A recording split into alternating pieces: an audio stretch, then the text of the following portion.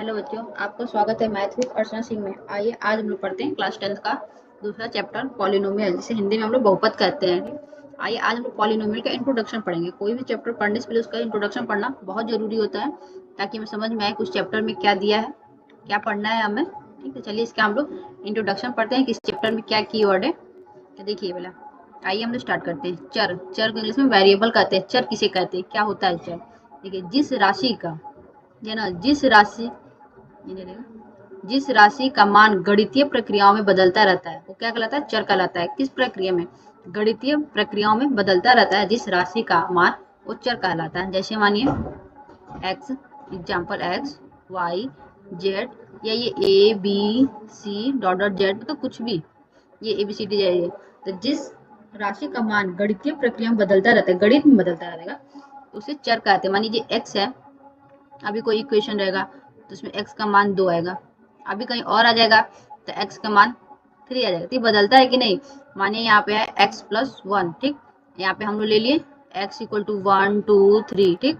अगर x equal to 1 रखेंगे तो 1 प्लस 1 कितना आया? 2 आ गया। x इक्वल टू 2 रखेंगे तो 2 प्लस 1 3 आ गया। अगर 3 रखेंगे तो 3 प्लस 1 क्या आ गया? 4 आ गया। तो इसे कहते हैं हम लोग, जो गणितीय प्रक्रियाओं में बदलता रहता है उसे क्या कहते हैं? चर कहते हैं। ठीक, तो आप लोग समझ गए चर किसे कहते हैं? वो राशि जो गणितीय प्रक्रियाओं में बदलता रहता है उसे चर कहते हैं। अब चलिए, अचर किसे कहते हैं? चर, उसका ही अपोजिट अचर।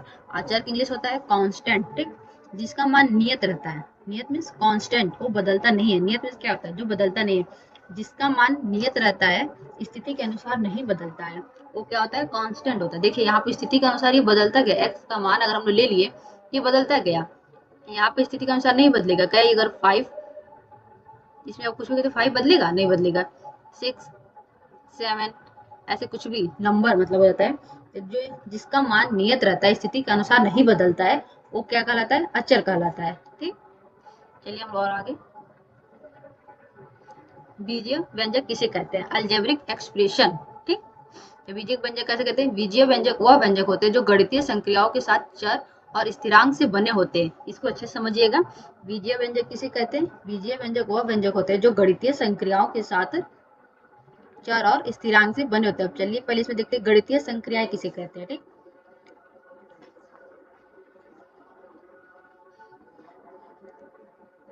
क्या ये गणितीय संक्रियाएं क्या है? इसमें नया दिया है ना, बीजीय व्यंजक। बीजीय व्यंजक का तो ये दिया है, बीजीय व्यंजक वो व्यंजक है जो गणितीय संक्रियाओं के साथ चर और स्थिरांक से बने रहते हैं।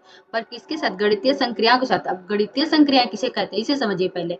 अगर अभी हम बता देंगे तो आपको लगेगा कि हाँ ये तो हमको पता ही है। ठीक, इसको पहले समझ लेते हैं। गणितीय संक्रिया किसे कहते हैं? गणितीय संक्रिया में होता है जोड़ना, घटाना, गुणा, भाग को गणितीय संक्रिया कहते हैं। ठीक, किसे कहते हैं? जोड़ना, घटाना, गुणा, भाग। मानिए ये है 2x प्लस मान लीजिए 3y माइनस 5, ये क्या है? ये जो है प्लस और माइनस, ये क्या है? गणितीय संक्रियाएं। ठीक,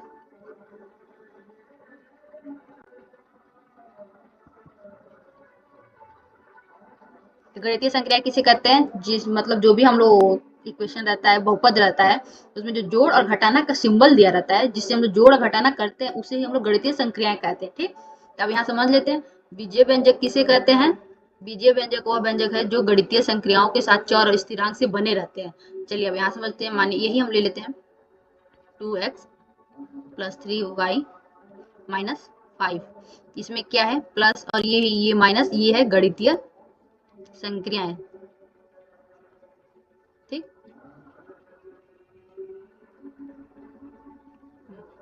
आइए ये क्या है? ये है चर। ये भी क्या है? ये हो गया चर। ठीक, और जो इसके गुणांक है यही स्थिरांक हो गए। जो गुणांक, स्थिरांक मतलब जो स्थिर है, तो ये जो गुणांक है ये हो गया गुणांक। ठीक, तो इन चारों से मिलके, मतलब इन तीनों से मिलके क्या बनता है? बीजीय व्यंजक बनता है। समझे? बीजीय व्यंजक का पूछेगा, एक दो नंबर में आता है ये कि बीजीय व्यंजक किसे कहते हैं। तो जो गणितीय संक्रिया के साथ चर और स्थिरांक से बने होते हैं उसे बीजीय व्यंजक कहते हैं। ऐसे सिंपल समझ लीजिए कि बहुपद को, बहुपद में मतलब चर भी रहता है, अचर भी रहता है, प्लस माइनस ये सब रहता है। उस सब मिला के जब एक बहुपद बनता है, एक जब बहुपद बनता है तो उसमें क्या क्या रहता है, उसी सबको ही हम लोग बीजीय व्यंजक कहते हैं। ठीक, आगे चलिए। अब आ गया बहुपद।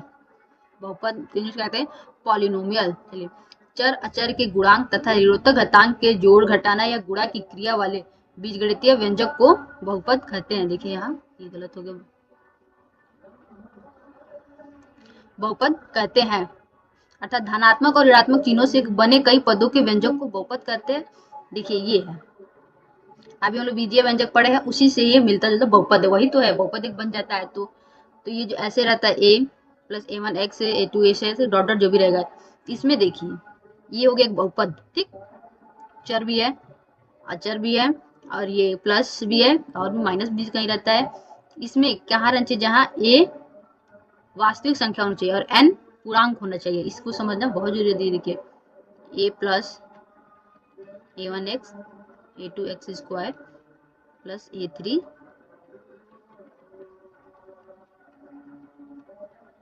इसमें ये तो हो गया बहुपद, जैसे माइनस और प्लस सब ये a है, a1 a2 ये क्या रहेगा, वास्तविक संख्या रहता है। a1 a2 जो ये है सब ये क्या रहता है, वास्तविक संख्या रहता है। और जो ये n है वो पूर्ण रहता है। ठीक, n मतलब भिन्न में नहीं रहेगा, उसमें अंडर रूट में नहीं रहेगा, वो पूर्ण रहेगा। अब क्यों होगा पूर्ण, इसके एग्जांपल से हम लोग समझते हैं। अब बहुपद को देख लीजिए, जैसे बहुपद किसे कहते हैं, कई पदों से मिलकर जो बना होगा उसे कहते हैं बहुपद। ये बहुपद का इससे हो गया बहु, तो इसके मतलब इतने से हो गया पद, बहुत पद जो मिलकर बने रहते हैं उसे क्या कहते हैं, बहुपद। इंग्लिश में भी समझ लेते हैं, ये पॉलिनोमियल। इस पॉली का मतलब होता है कई, मेनी। ठीक, आइनोमियल का मतलब होता है पद।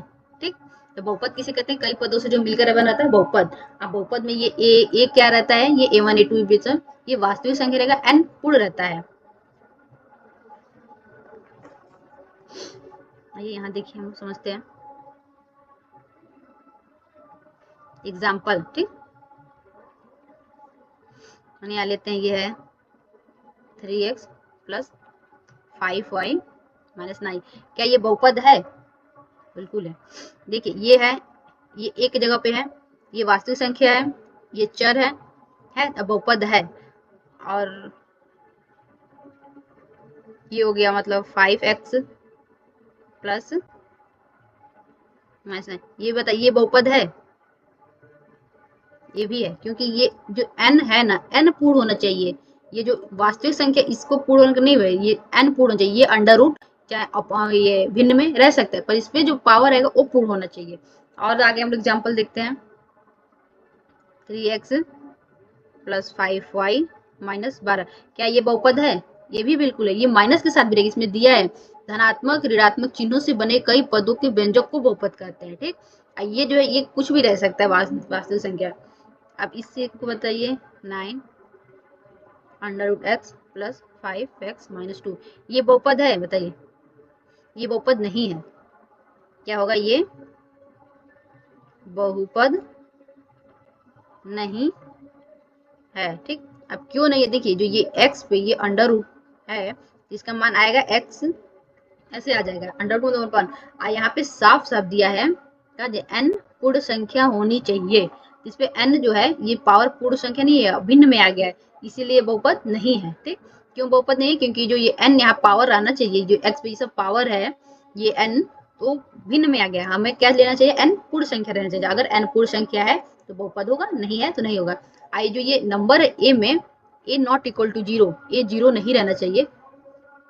ये अगर ये नंबर है, इससे तो हमको कोई लेना देना नहीं है, ये माइनस भी रहेगा, प्लस माइनस अंडर रूट ये सब रह सकता है। ठीक, इसके आगे पढ़ते हैं हम लोग बहुपद के प्रकार। ठीक, अभी तो हम लोग पढ़े हैं बहुपद किसे कहते हैं, कई पदों से मिलकर जो बन रहता है उसे बहुपद कहते हैं। बहुपद में क्या रहता है, a1 a2 ये सब ये वास्तविक संख्या रहता है, n पूर्ण संख्या रहता है। ठीक, अब पढ़ेंगे बहुपद। ये बहुपद हम लोग को पढ़ना समझना बहुत जरूरी है, क्योंकि ये पूरा चैप्टर ही बहुपद पे है, तो इसको समझना, बहुपद किसे कहते हैं ये समझना बहुत जरूरी है। एग्जाम में इसमें से आता है, श्योर आएगा। बहुपद 3 भागों में बांटा गया, चर के आधार पे, घात के आधार पे, पदों के आधार पे। चर के आधार पर कितने प्रकार के बहुपद होते हैं, 3, एक चर वाले बहुपद, 2 चर वाले बहुपद, 3 चर वाले बहुपद। घात के आधार पे कितने बहुपद होते हैं?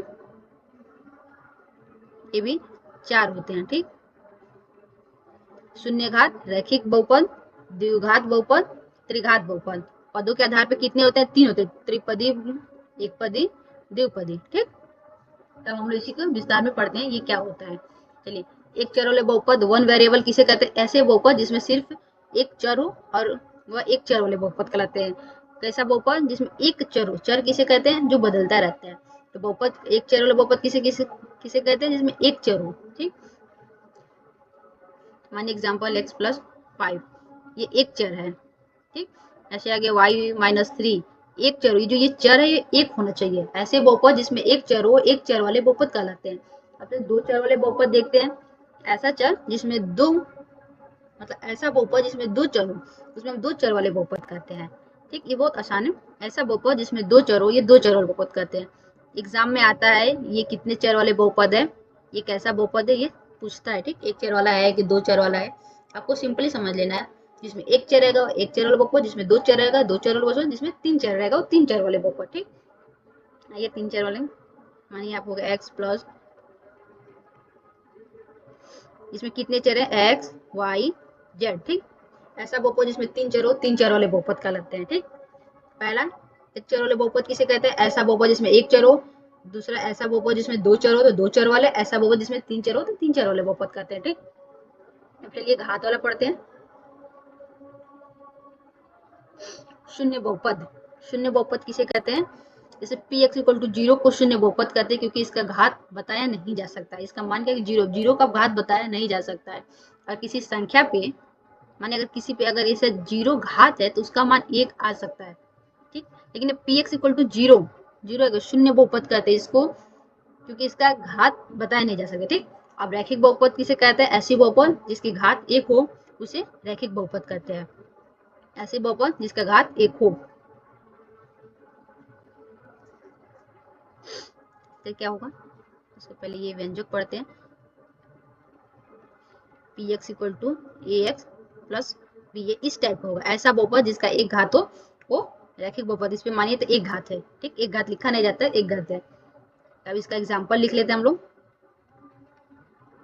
x पे मानिए 2x प्लस 3 x माइनस 4, ऐसे हो गया। आज ये a है, जहाँ ये compulsory a not equal to 0। अगर मानिए यहाँ पे a इक्वल टू 0 आ गया, तो मानिए अगर ऐसे होगा 0x प्लस 3, ये तो ऐसे ऑलरेडी 0 हो जाएगा। 0 प्लस 3 ये तो अचर हो जाएगा, ये तो बहुपद बना ही नहीं। बहुपद किस किस से मिलकर बनता है? चर और अचर दोनों से मिलकर बनता है। और ये गणितीय संक्रिया उसमें रहता है, ये तीनों रहेगा तभी बनेगा। तो बस अचर हो गया। इसमें है क्या कि px equal to ax plus b, a not equal to 0। ठीक, ये हो जाएगा ऐसा बहुपद जिसकी घात 1 हो वो रैखिक बहुपद कहलाते हैं। इसमें इसका घात 1 है। ठीक, लिखते नहीं है, इसका घात 1 है। अब दूसरा देखते हैं, त्रिघात बहुपद, नहीं द्विघात पहले पढ़ेंगे। इसमें लिखा है px equal to ax square plus bx plus c। इसका क्या होता है व्यंजक? ये ax square plus bx plus c, a not equal to 0। इसमें a कभी 0 ना, अगर इसमें भी अगर a 0 रह आ गया, ये तो पहले 0 आ गया, तो ये हो जाएगा bx प्लस c। तो ये तो आगे रैखिक बहुपद, इसलिए कंपल्सरी है कि a नॉट इक्वल टू 0 रहेगा। ठीक, a 0 कभी नहीं रह सकता। अगर a 0 है तो अपने एक स्टेप पीछे चला जाता है। ये रैखिक बहुपद हो जाएगा, रैखिक बहुपद उसमें आ जाएगा। ठीक, चलिए इसका एग्जाम्पल देखते हैं।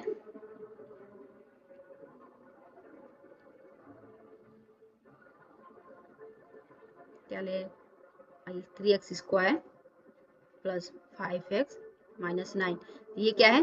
द्विघात है।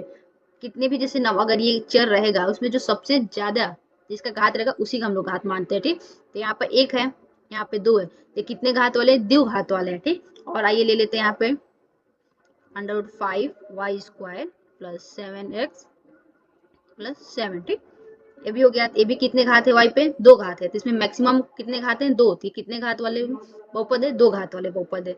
ऐसे भी हो सकता है -4y स्क्वायर 5x स्क्वायर, ये सब 2 घात वाले हैं। ठीक, इसमें कंपल्सरी बस जो ये घात वाला जिसमें 2 घात है उसके आगे वाला 0 नहीं रहना चाहिए, बाकी सब ठीक है। कैसा बहुपद जिसमें 2 घात हो उसे द्विघात कहते हैं। अब त्रिघात देखते हैं। px equal to ax cube plus B X square plus C X plus C, ऐसे रहेगा। पी ए किस मान में रहता है, इसमें भी ए नॉट इक्वल टू जीरो। अगर ए इक्वल टू जीरो आ भी गया तो ये क्या होगा, B X square plus C X plus D, ये तो आ जाएगा जीरो, फिर यहाँ से ये बचेगा, ठीक, क्या हो जाएगा, ये द्विघात हो जाएगा, ठीक। इसीलिए यहाँ पर जरूरी है ए not equal to zero.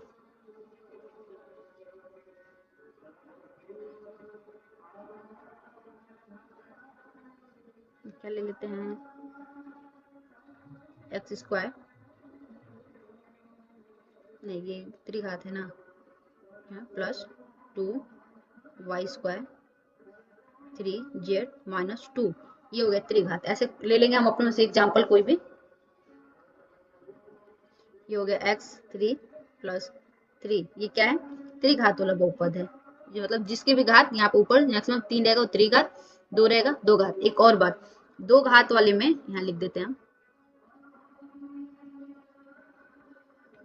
Note में, दो घात वाले में अधिक से अधिक 2 जीरो रहेगा, तीन घात वाले में अधिक से अधिक 3 जीरो रहेगा, ठीक।